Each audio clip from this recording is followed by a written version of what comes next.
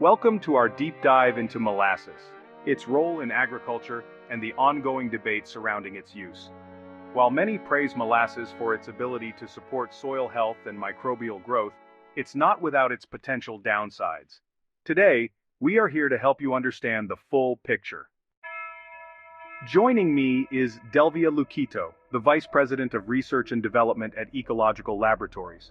With extensive experience in the field of soil health and biological technology, Delvia brings a wealth of knowledge on the use of agricultural amendments like molasses. Hi, I'm Delvia with Ecological Laboratories here at our R&D Center in Cape Coral, Florida. I want to discuss an important topic of why using molasses to feed soil microbes might seem like a good idea at first, but can actually harm soil health in the long run. So we all know soil microbes are critical to a healthy soil ecosystem. They play key roles in nutrient cycling, building soil structure, and supporting plant health. But just like our food, not all food sources are created equal when it comes to feeding these microbes. So let's start by examining why molasses isn't the best choice. Molasses is rich in simple sugar, which provide a quick energy boost for a certain fast-growing bacteria. While this may initially seem beneficial, it creates a major problem.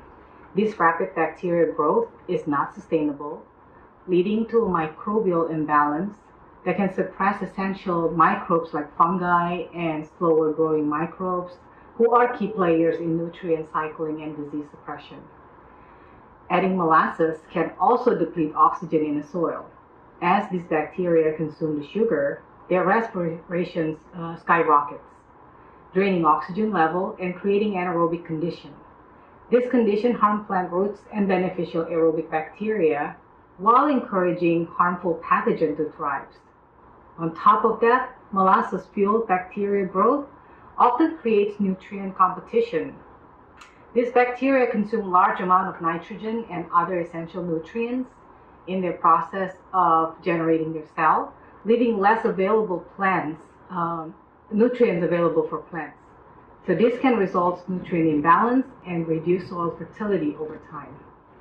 Finally, a sudden influx of sugar can encourage opportunistic pathogen microbes that can harm plants. So by feeding wrong kind of bacteria molasses unintentionally disrupt the natural balance of the soil ecosystem.